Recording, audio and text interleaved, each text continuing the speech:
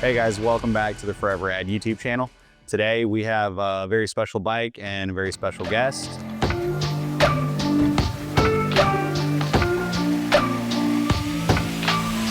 We're gonna tell you a little bit about this bike. It's been a labor of love for many, many years now, and it's a really special bike. So let's break this thing down. All right, so the story on this bike. This is a 2017 Road King Special. I bought this bike in 2018, towards the end of the 2018 year, and built it going into 2019, and rode this thing a bunch, probably about 5,000 or 6,000 miles on it roughly. And it was a really cool bike. It was really kind of the first Road King, many of firsts. Carbon fiber body, carbon fiber wheels, inverted front end. This was definitely pushing the envelope of what we've come to know as a performance bagger these days. And it's been a great bike. And it was a great bike. However, we decided to really step it up and take things to the next level. I was entertaining the idea of starting my own business, building motorcycles. And I thought this would be the perfect bike to kind of have as a rolling business card. So to showcase the talents and the vision, this is what I came up with. Building this bike was one of the most difficult tasks that I've accomplished. I'm still ridiculously proud of it. We call it the Mustard King because mustard is so hot right now. And this thing has probably about 35,000 miles on it now. Let's take a look here. We got, yeah, about 33,000. So it's definitely seen its fair share of highway and mountains, and we've ridden it all over the place. Absolutely fantastic motorcycle.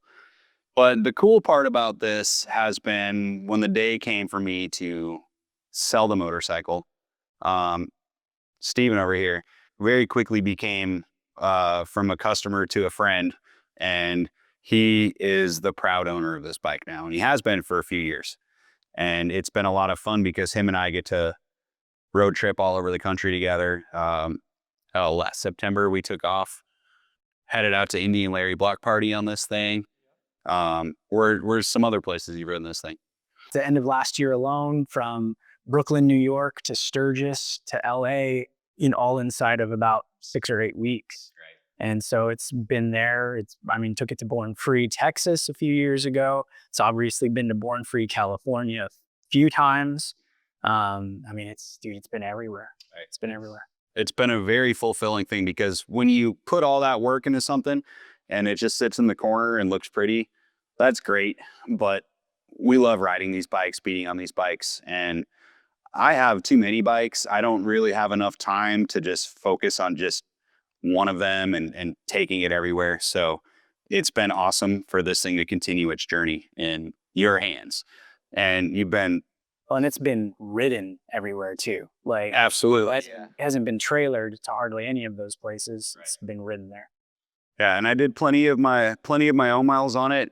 And then, once we opened up the shop and kind of started everything Forever Rad, things kind of took a turn and really needed to double down on the focus of everything, getting into parts, manufacturing parts, building bikes for customers. And unfortunately, this one had to go. And luckily, I found you, and now we build all kinds of bikes together. Too many to count. It's always been funny to me that when I met you, you were a black bike kind of guy. Still am. Still am. In a lot of ways. But this thing was a major struggle for you. You were like, man, I don't really know. It's almost too pretty. And my tastes have always been a little bit more understated. So like this thing it's pretty loud. It's pretty unique. But I think for me, what it came down to is I was dealing with another bike that I had dumped a ton of money into, and was, because of who was working on the bike prior, was about to dump a bunch more money into that bike that I wasn't planning to. And then I was like, crap, man, if I'm going to have to spend all of this money to kind of incrementally get to the place where I have a fully done bike, that was around the time I heard that you were selling this, heard that Ben was selling the green Road Glide. Oh, the turbo bike. Turbo bike, yeah. And then I think around the same time, Jamie Ritchie was selling his like carbon road glide. Right. So at the time, there were some really cool options for bikes that were pretty done up. So I had to kind of think through that. Think through, do I want to keep just incrementally building up a bike that, because I'm not a visionary, because I'm not an artist, like would never get to the level of any of probably of those 3 bikes, or just bite the bullet and your loss is my gain sort of thing. You know what I mean? No doubt, like it's an expensive bike, but you definitely can't build one of these for the price that you can buy one for. So, and luckily, this one's been holding up fantastic. Just like everything we do here, we put, nothing but hours and pride and really give it our all so that it's just as fun and reliable to ride as it is to look at. So, yeah, it's been a really cool thing. And I'm stoked that it's still on the road after 5 years of all this. There's not a lot of bikes even 5 years ago that, in my opinion, didn't really compare to this thing. Still don't. It's kind of a trend-setting type bike, and it's cool that it doesn't necessarily look like this was built at like the heyday of, oh, everyone wants a performance bagger. This was built before bagger racing even became a thing. Right.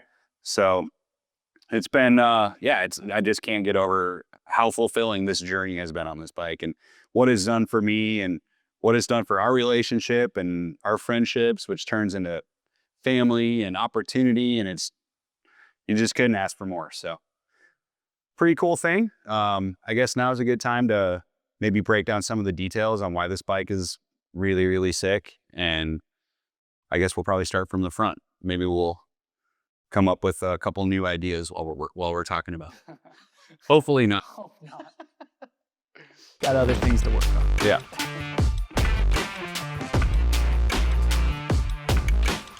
So definitely one of the first things you see on this bike is the paint job. We started with a full carbon fiber body and all the carbon fibers from Hoffman Designs. And I knew that I wanted to do a full paint job on top of it because at the time, everybody was just buying carbon. That was the flex for your bagger. So I wanted to take it to the next level. We talk a lot about Springle and our painting involved with Springle. So it was a no-brainer for us to design something unique, something that looks fast, sitting still. And at the time, this is no joke, this mustard color was super hot. I don't know, I kept seeing it all over the place, whether it was women's clothing or interior paint. It just seemed to be kind of the vibe at the time. So we went with something that was like ugly, but used in the right way could look really cool. It's not your first choice. When you think yellow, you think like school bus yellow or banana yellow. And I'm not really into the Skittles type thing like that. So this was a little bit more unique. So now the actual yellow was an OEM Harley color they were using at the time, or it's before? Yeah, it was a 2018 color when they came out with the first M8 Softail. They put it on Softails and Sportsters, and it was only in denim finish. So it was always a flat yellow color. So I thought, man, we'll try that and we'll put some gloss clear on it. And it kind of gave it this whole new thing that nobody had really seen on these bikes. One of my favorite things is when it's parked at like public spots and, people inevitably will kind of come around and be looking at it, and have like strangers looking at the bike.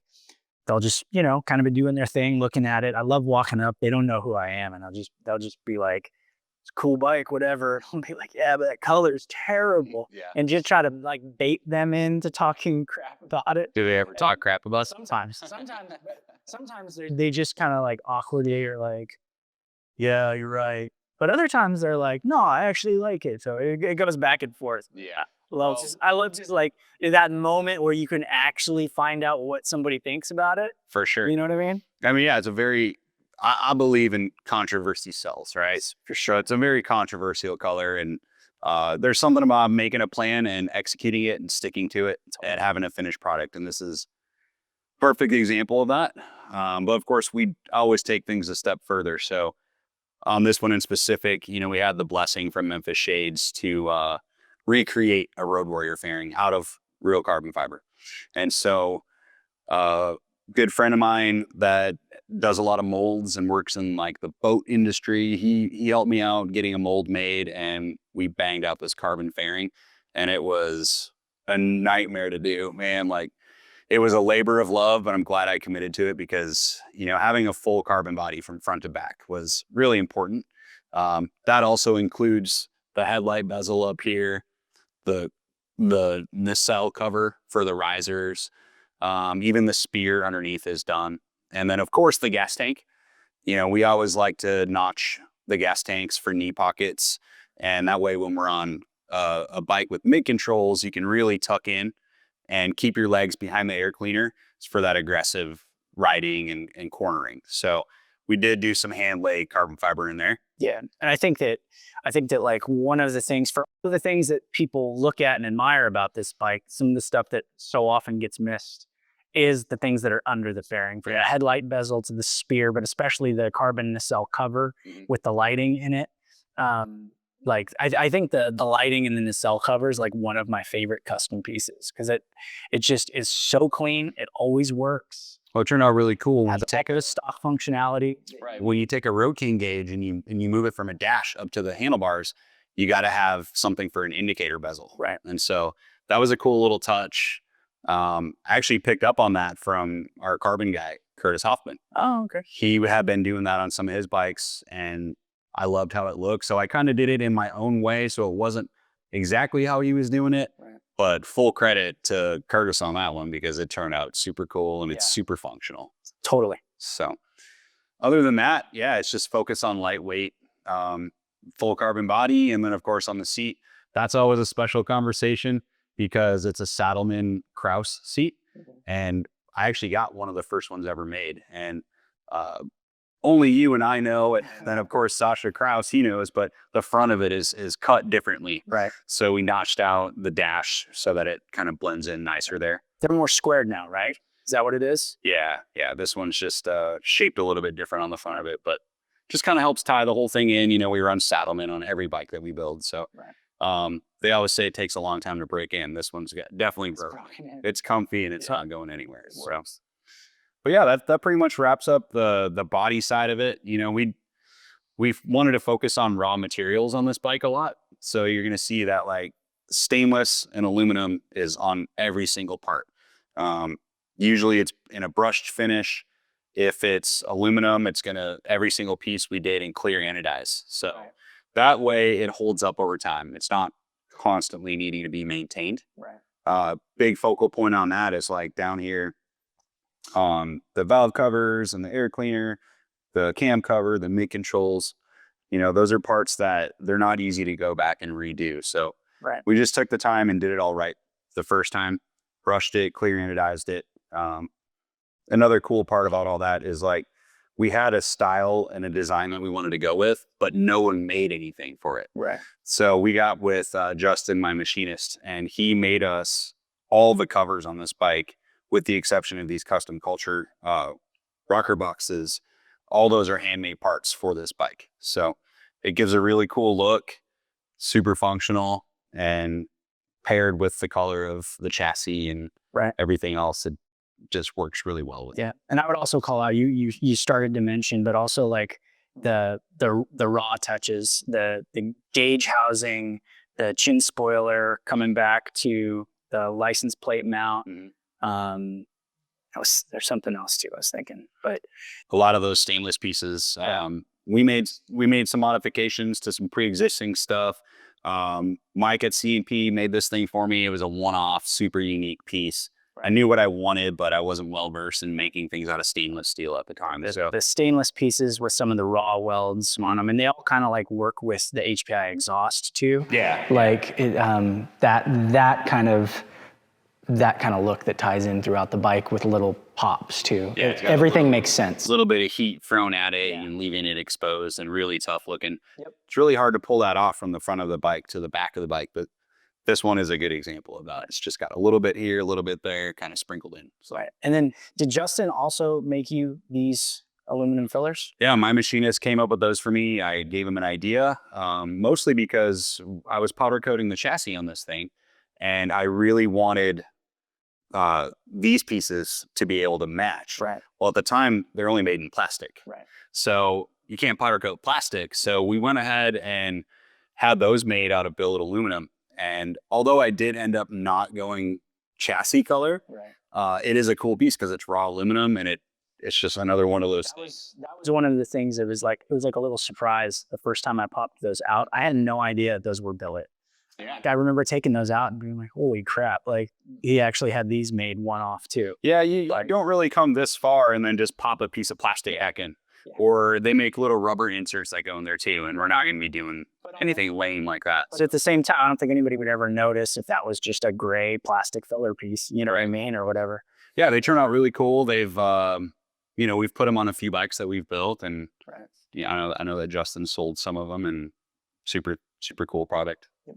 So moving on, the wheels, no brainer, carbon fiber, lightweight. Of course, they're pinstriped, so they match. That is all hand painted by Springle. Current motor, 124. Yep. S&S. Keep it simple. Yep. We just everything that S&S supplies out of the box from the bottom up. The only thing left that's hard. No, we even did a S&S case, didn't we? This time we did the case because our last big motor had some issues. It did a little self-clearancing. It wasn't something that we wanted to maybe roll the dice on. Right. So my thinking was do a lot of miles in lots of different riding conditions. I just wanted something that worked with the bike, but that was mild. I wasn't going to have to worry about heat or whatever. And we just did basically the most mild S&S out of the box, like all their components from the case, the flywheel, all the way up until the heads. The heads we had, which were fuel moto, but everything else was just brand new S&S components, exactly as they ship them. We normally don't go that route. It's a little bit more expensive. Right. But we were in a situation of, and they just dropped all these new parts. Let's give it a shot and see. I mean, what better way to find out if we know we can trust this stuff? Yeah. Moving. It's been fantastic so far. I think I've got 12,000 on them in the last year or so. And we had no complaints. We had you take it over to Jimmy to tune this thing at HPI. What kind of power did it make? Yeah, I took it into Jimmy. He installed the pipe for me at that time and tuned it.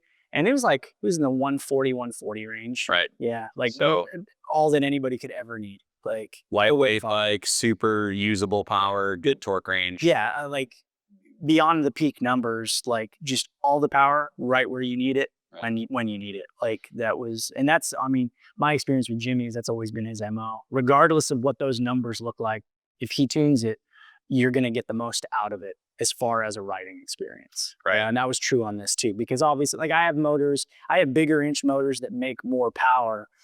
I don't get on this bike and feel like, oh man, I wish I had those extra 7 inches. Well, it's that whole package. Yeah. This thing feels like a monster. Yeah. It's so tall, it's so light, it's so dialed. Right. That it's just a complete unique riding experience.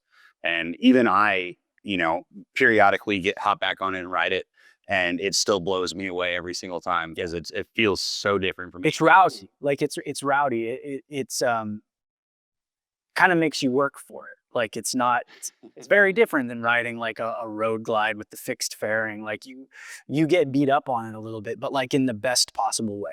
You still set the cruise at 90 and roll out though. 100%, 100%. Like, but it's definitely like I enjoy riding this bike a lot more in an active way. So like if you're in the twisties, if you're maneuvering, like if I'm just going to get on the road and set the cruise, I can 100% do it on this bike, but I'll probably be a little more comfortable on a road glide. Right. Right. But if I'm going out to ride hard and be active, I love this bike for that. Well, it's got more of a hot rod feel. 100%. But can still be used comfortably. Yep. So, and one of the craziest things I've learned about you is how you never travel with extra baggage. It's always what fits in the bags is if it fits, it ships, and that's it. Yep. That's just what's fun for me. Like, I've kind of got it down to a T, like where if I do, like when we went to Born Free Texas a couple of years ago, I did take a bag that I put on the back. It's the only long trip I've done with a bag that I strapped on. and it messed up my routine. And I'm like, no, I'm gonna go back to just my saddlebags. Yeah. And if I gotta like pull up somewhere and do laundry one day, I will. Right. Well, I'm an overpacker, so Yeah. kudos to that. It still blows my mind that you're able to pull that off. So, yeah. All right. But other than that, some of the finer details on this thing, obviously, we're always running Behringer hand controls. They're the best. Smooth, super good feedback, minimal effort. Yeah. So we got Behringers on here, HHI MIG controls, boosted brad pegs on everything. Had to be one of the first bikes with the HHIs too, right? It was, yeah. We did 2 sets with them at the same time. Right. And this was one of the first ones we put out, definitely. So they had their bike that they Right. prototyped on, but this was one of the first sets they sent out, and they're holding up. They're doing good. We're not having any issues with them. Yep. So that's been a really cool thing. Big supporters of them, of course. Suspension wise, Big Bear, we always mess with Big Bear on suspension. So this is a Ducati front end. It's 2 inches taller than stock, custom coated, Olin shocks on the rear, 14-inch aluminum swing arm, chain conversion, all the things to make it bulletproof. So we're not going to have any issues, of course. Definitely. Chassis on this thing is pretty wild. This is one of the first ones I did where everything was wired and plumbed internally through the neck and through the down tubes and everything. So cool, cool visual to it. You have a fully smooth neck, and then you got this super sick flat charcoal color. Yep. On all the engine components and the chassis, and it just gives it a really cool level of contrast from everything gloss carbon and mustard to this flat charcoal. Right. It's got like a industrial futuristic kind of vibe to it. So, and that's actually all powder coat on this thing. And it's kind of before we started messing with Cerakote, and it's been holding up really good. Yeah, it's been awesome. No complaints. Right. That's been a pretty cool thing. Other than that, all the hardware, we have Santoro Chachos on every single bolt on this bike. If it can get a Chacho, it's got a Chacho. Huge supporters of Santoro here. So, which is sometimes a frustrating commitment to make. It can be. When you got to change a bolt because you lost one. It can be, especially with custom finishes on Chachos. Right. Gloss black is no big deal, but these are all, right. Man, every one of them was brushed Right. and then clear powder coated. Yep. And I mean, that's a labor of love. So, yes, sir. But yeah, we don't skimp on any details. Everything's ran through the frame. Every bolt's been replaced, even the ones you don't see. All the oil pan bolts, all the case bolts, everything from front to back. That's another one of those little details that we always like to, pack into these bikes. Totally. So, but other than that,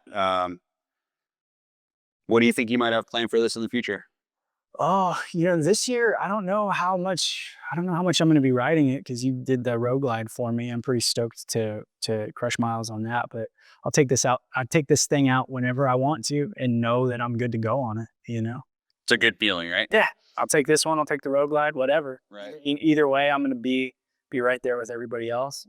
Yeah, but I love it. So, it came back here for just a quick little, hey, let's make sure it's ready to go for the season and drop some new fluids in it, and off we go. Yeah. And I figured this would be a good opportunity to do kind of a different type of video than what we've done so far. And I think a couple of details that we didn't mention that I really love about it is your story about the bar. It's got a stainless steel bar. Yeah. Used kind of before. Yeah. Now a few people are making that, but nobody was then. Yeah. That's a complete custom made handlebar. The problem was the throttle sleeve. Yeah. Getting the right thickness on the tubing was difficult. But it's got a brushed stainless bar before anybody was doing that. I love the lighting, the turn signals that you can't see. Right. Which is pretty common. A lot of people are doing that now. A lot of people are using little Kellermans or whatever. But on the back, one of the problems you have with the Kellermans from an actual practical standpoint is you put the Kellermans kind of in the back. If somebody's on the side of the bike, you hit the brakes. You can't see. You found a solution for the lighting. Oh, that's right. Check it out. We got underglow on this thing. Look at that. Yeah. lights up underneath the bike so you can see the lighting from the side, which is a problem I have with the Road Glide. I actually had somebody stop me one day, be like, your brake lights are out, brother. And my brake lights were out. They were just a little bit on the side of me, so they couldn't see them.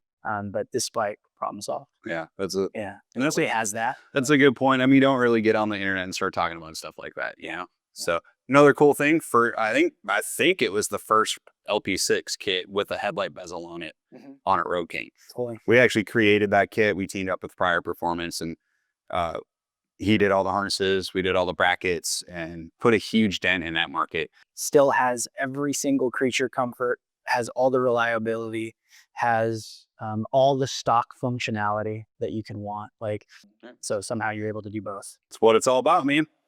So I appreciate you being here for this. Absolutely. And we'll have to sit and think about what we have in store for the future on it. So yeah, maybe we'll change the color on it. Yeah, probably not. No, mustard is so hot right now. Yeah. Thank you for watching. We've definitely got a lot more cool content coming, and we appreciate all the feedback and all the likes and subscribers, and we'll see you on the next one.